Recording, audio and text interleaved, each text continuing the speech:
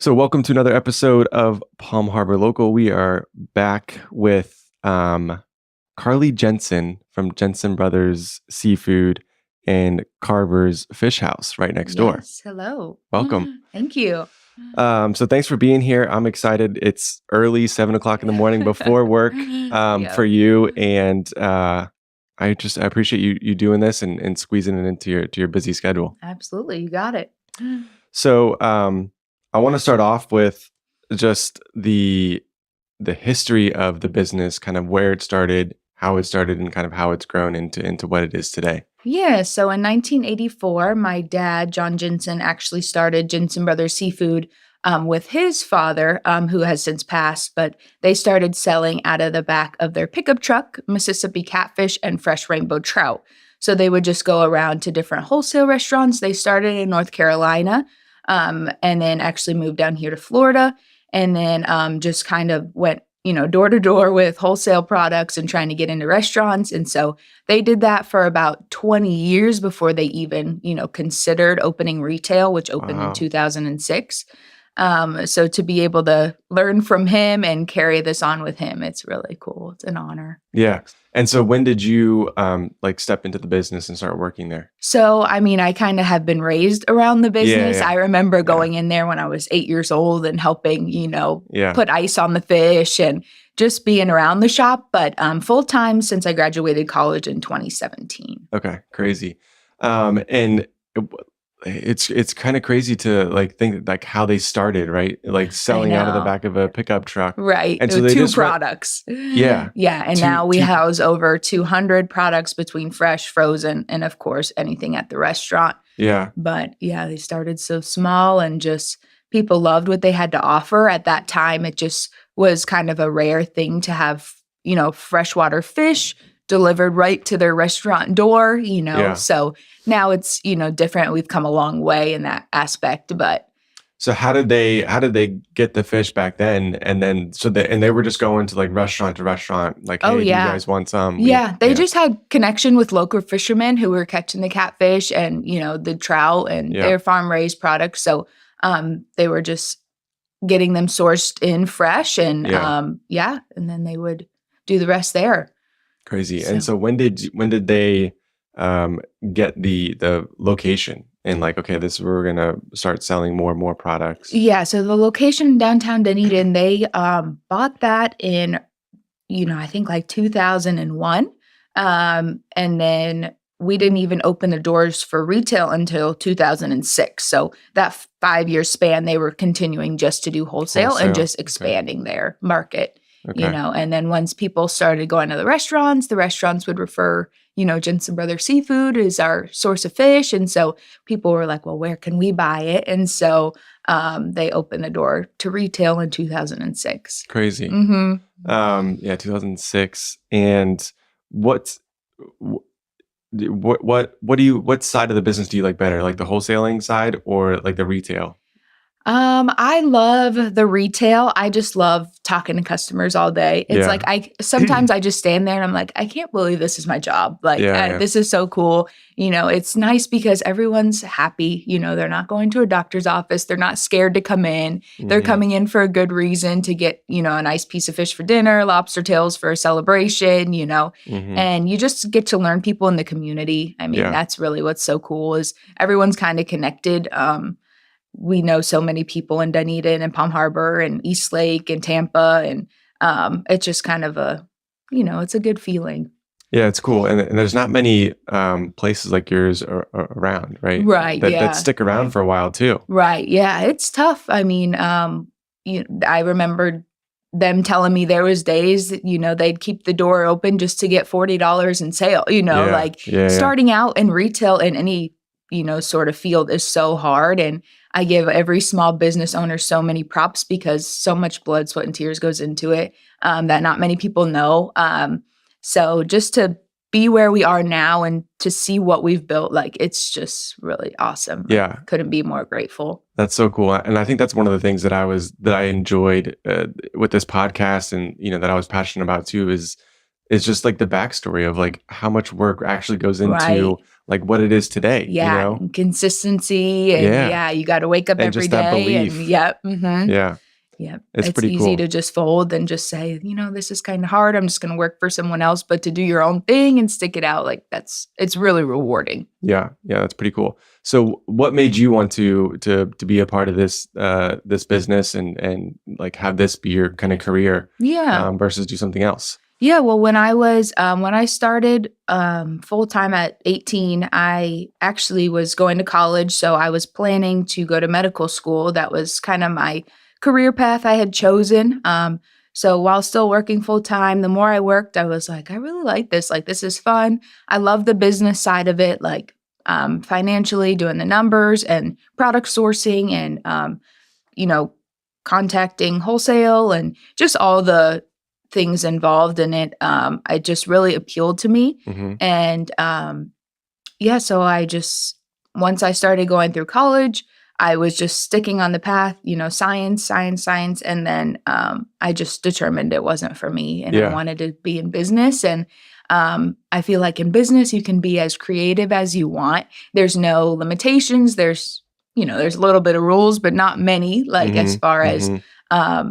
what you can do and what you can accomplish. And for me, that is so, satisfying, like knowing that there's no cap on what you can do. There's Yeah. no, yeah. There's no box you have to fit in. Right. Yeah. Yeah. And we're just all a team. We always tell our crew, like, there's no boss. Everyone, we work together. And I Hmm. think that's why we've been so successful is that there's not really a hierarchy, of Hmm. course. But yeah, you just have to do it together. I mean, that's the only way it can be done. So For sure. Yeah. I think that's an important piece of any business, right? Is the team. yeah. And just like the culture that you guys have. Definitely. Yeah. And we're like a family. I mean, there's Yeah. Friday nights we all go out to House of Beer across the street and just Cool. hang out, after Yeah. we've worked together for 8-9 hours. So Yeah. it's really nice just being everyone can come to work and not be stressed or not be, feeling like, oh, I dread today. It's Another not day. like Yeah. that. Yeah. Yeah. That's cool. So I want to talk to you about like the sourcing of the fish and like I'm just curious like how all that behind the scenes works and where you get your product from and all that kind of stuff. So we get as much local as we possibly can. We pick up boats out of Madeira Beach about 3 times a week. Fresh local groupers, snappers, bunch of different varieties, amberjacks, cobias, triple tail, triggerfish, anything local that we can get, we get. However, there is, a lot of different regulations with local fish because there has to be. So we are limited, we can't just like how much you can buy. Right. How much you can buy, how much they're bringing in. Weather's a huge factor, especially here in Florida. So we have to source otherwise too. So we have some other wholesale companies that we deal with that bring us, fresh cod, fresh scallops, fly in fresh salmon. We get a lot of stuff flown in from Alaska, halibut, king crab, snow crab. Those seasons are shut down now, but when they're up and running, we get those in. So yeah, we just get as much fresh and local as we can. But then other, regions in the U.S., we get fresh products, New England, Atlantic coast. So. And like, what's the idea between like fresh versus frozen? If it's like flown, if it's local, like if you're picking up in Madeira Beach, is it usually like fresh? It's never frozen, right? Okay. Yeah, fresh right off the boat. It comes right into our warehouse. We cut it, pretty much to order, like right off the bone. Cool. And then so that you're actually buying like the whole fish, like that's not like cut and filleted for you. Okay. Right. Yeah, we buy the whole fish. And same thing with like the stuff from Alaska or from out of state, I guess. For that, like the halibut will come filleted to us because halibut are huge. Like some of the fillets are 20 pounds. So the whole fish would be like 80. Yeah. So as far as transportation costs for that, that's just unreasonable. That makes sense. So for stuff like that, it's flown fresh fillet overnight air. So crazy. Yeah. And that's just like you reach out to, there's wholesalers that sell to shops like yours. Oh yeah. Yeah. Okay. And it seems like there's more and more, like we keep getting contacted by other wholesalers, which is super cool. People are getting into the industry. But yeah, really a lot more popular in like regions like Alaska. Miami is a big center for seafood. So we have a lot of wholesalers from there. And then, just South Carolina, we get a lot of fresh flounder from there. So Okay. just different regions for different items that we're looking for. Yeah. And so how many items do you guys have now? How many? It's probably close to 200. Yeah, between Crazy. fresh and frozen. Yeah. Yeah. Mhm. And how, I mean, I imagine that's difficult in predicting like what you're going to sell. I mean, you guys have been in business for a long time, right? So you have like some history and numbers to go off Right. of, but Yeah. Getting product in and making sure it sells in enough time, Mhm. like that's a challenge, right? Yeah, right. Seafood, you want it as fresh as possible. So, yeah, we don't hold anything, more than a day or two, which is Yeah. our goal.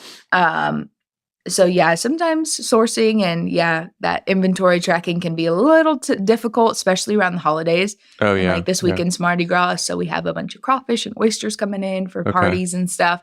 But we'll probably sell out and people will be upset, Yeah. But if you don't place an order, we don't know. So we do our best and usually it's fine. So Yeah. Now, can you place an order ahead of time and say, I want this? oh And- yeah, Okay. we recommend that, especially for the holidays. We do like 150 pre-orders for Christmas. Oh, cool. Just so we know what they want and we can have it for them. Yeah. That Especially helps any you sort out. of it helps us. And if there's any big quantity, it ensures that they'll get it. Yeah. Yeah. So, and of course, we're always open for walk-ins. So a lot of people just choose to do that, day Mhm. of, kind of figure out what they need. So And that's see what fine you guys too. have. Yeah. Yeah. Mhm. How many do you typically have like a good selection of like walk-in? Like if I'm walking up to go get a fillet. Oh yeah. Yeah. Yeah. Usually we have at least like 15 different fresh fish items on a given Oh, yeah. day. Nice. There's like probably 10 that are staples, your grouper, your snapper, salmon, cod, swordfish, tuna, stuff like that. But then probably about 5 that range, depending on what's available. Mm-hmm. Mm-hmm. What's the most popular fish that you guys sell? Local red grouper. That's typically, yeah. what people have at restaurants. So then they want to Yeah. cook it at home. And actually our Scottish salmon. Our Oh, yeah. salmon is Okay. really killer. It's Cool. just, it's a bestseller. It's sushi grade. So a lot of people will eat it raw, poke Okay. bowls. And, but it's delicious. Yeah. Mhm. What's your favorite? Ooh, I like when I'm a big fan of our red snapper. I love Alaskan halibut. To me, it's just like so buttery and melts in your mouth. Cobia is really great Yeah. on the grill. We don't get that too often fresh. I would love to get it more. And of course, local stone crab. To me, that's like life's greatest yeah. luxury is a stone crab claw. But yeah, so those Nice. are some of my favorites. Yeah, those are good selections. I like some cobia myself. Mm-hmm. All right, so let's talk about the fish house, Carver's Fish House. Yeah. When did that start? So that opened in 2018. The name Carver is actually after the owner's 2 kids. So Carly, myself, and Trevor. Oh, So cool. Carver is kind of the combination of the two. So we opened in 2018, but we weren't a full service restaurant. We were like deli only. So people would come buy their fresh seafood and can go next door, grab a bottle of wine, grab a side of coleslaw, and go home and make it themselves. So once, that kind of was progressing a little bit, I was like, well, we have this beautiful space. Why don't we, cook stuff to order, like a grouper sandwich? Mm-hmm. And so we started doing that, and it was such a huge hit. Our grouper sandwich still today is like the best selling item. Yeah. And so we started out with 2 tables out front, so 6 seats total. Now we're up to, I think, almost 50.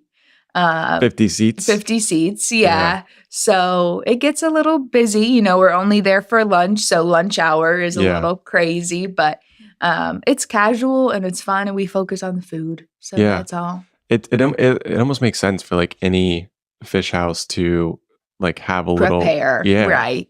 Cook their own fresh fish right there. Right, exactly. Yeah. And it's and what you guys have done with the space and stuff, it's a great atmosphere, laid back, like you said. Yeah. And just a cool spot to go grab lunch outside. Yeah, I love it. It's super casual. Kind of feels like you're in the Keys or somewhere tropical, So to be technically in downtown and have that feel, a lot of people are attracted to it. Yeah. Yeah. So you spend how much do you work in the restaurant too, or you spend most of your time in the most of the time I'm in the market. I am in the restaurant if need be, but typically we have that fully staffed. So usually I'm over in the market, managing things. We're a little heavier volume on that side. The restaurant gets busier, midday, but Yeah. the market overall is heavier. Flow of traffic because people are just in and out. Restaurant is service, so Yeah. they're staying a little longer. So usually, yeah. Yeah. But That's I pretty love cool. doing both. They're so different, so I Yeah. don't mind doing both. It kind of breaks the rhythm of, one or the other. Yeah.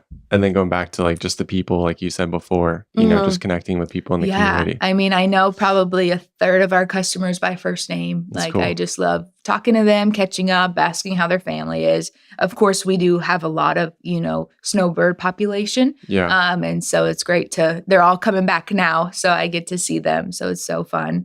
And we have so many loyal customers that have been with us. I mean, even since I started 5 years ago, like Yeah. I have been seeing them consistently, once a week for 5 years. So it's almost like they become part of your family, Yeah.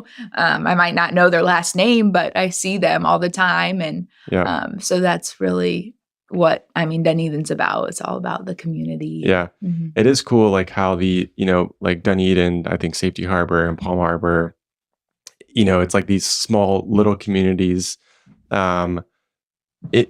Inside, like there's so much to do in this area, right? Between all the Yeah. different cities in Pinellas County, Oh, it's Tampa, amazing. so we have Yeah. access to all that, I but know. still like that small town feel where you Yeah. can, see a friendly face when you're going to the restaurant or something. Yeah, and I love, all of those little towns individually because they're Yeah. all so different. Yeah. Downtown Palm Harbor is different than downtown Safety Harbor and downtown Dunedin, Yeah. but it's so fun. And yeah, no matter where I go, I manage to see a couple customers or a couple people that live in the area. So it's always fun. Yeah, that's cool.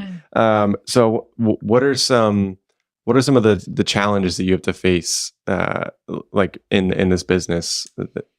Yeah, my biggest one is my need to be perfect. I feel like I always have to deliver 100%. If someone's unhappy with something, I take it personally, just because I think I just have such strong ties to the business that it does, and sometimes you just are going to have that, sometimes you can't please everybody to your best ability as much as you want to, Yeah.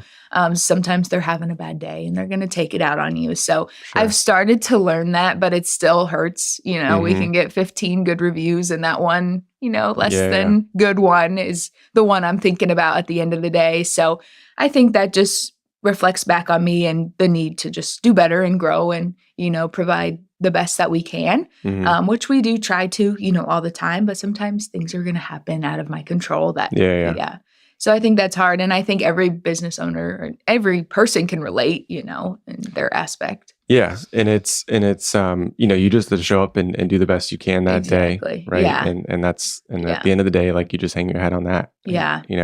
And like you said, like some people are just having a bad day sometimes and some things are just kind of out of your control. Yeah. So that's tough. But as a business owner, I definitely can understand like how that, is challenging. Right. It's a difficult thing to overcome. Right. Yeah. It is. Yeah. Yeah. People don't, think about what they write on the computer or Right. social media will hurt you, but it does. It does, in different ways, especially when it comes to your business and your profession. And when you have 16 employees who rely on you for their jobs, like it's a lot, So not that one review is going to tear a business down, but it just hurts, You do so much to try to make it as, great as it is. And, but that's just part of the job. Yeah. That's part of it. And two, like servicing so many people like on a daily basis, right? You're going to come across that a little more often. Right. Yeah. Exactly. But for the most part, all of our customers are awesome and we rarely have, knock on wood, a negative review or complaint or anything. But we can always just do better, So I'm sorry, I'll try better next time. So that's all we can do. I love it. So what about like any future plans or any big goals you have for the business coming up? Yeah. So we're not there with expansion. We really love where we are in downtown Dunedin and just focusing on that. I've seen other businesses expand and it just not go well. And, so we really just like to focus on our location now. But we are just lunch only at Carver's Fish House. So eventually I'd like to expand into dinner hours. Okay. Because I feel like we miss so much of the town, not being open at night. Yeah. So hopefully that's in, the near future. We'll be expanding into dinner hours. But besides that, we're just going to keep doing what we're doing and maybe offer some sort of delivery service or online ordering. I don't know. There's a bunch of stuff that's, available at our fingertips, but just, I like to focus on people coming in and getting what they need and going home happy, having a nice meal. So, maybe one day we'll do one of those other things, but for now we're just really content. I think that's cool because, it's like you said, like people expand sometimes and maybe it's too early or they don't have everything else like dialed in and it kind of hurts the business. Mm-hmm. So it's important to make sure that you have like, your foundation, right? Before you can grow and do anything different. Right. Yeah. We don't want quality to suffer or service, Right. And I mean, staffing's hard in these days. We have a great staff and I'm so blessed, but it's hard to find people that, you trust and show up and do what you ask them to do. So, so it'd be really hard to open a second location in today's time. So we're good with the first. There you go. I like it. So we were talking before, like you grew up here in Dunedin. Yeah. So one question I always like to ask everyone is, and I'm curious to hear your thoughts, but what is like when you're not working, which is not very often, but at night. When you're not working, where do you like to go to? Like what's one spot? It could be a park, could be a business, could be a restaurant, whatever. Okay. Well, I did go to the Happy Cactus last night. Happy Cactus. Okay. Yes. Have you been there? I haven't. Oh, it's amazing. Mexican food. Where's that right by the Causeway. It's in that plaza. Yeah. Madison Ave's there too. We love them. Yeah. And they just opened a new cookie shop, Indy's Cookie Company. Okay. That's right next to Happy Cactus. So, of course, we went there for dessert.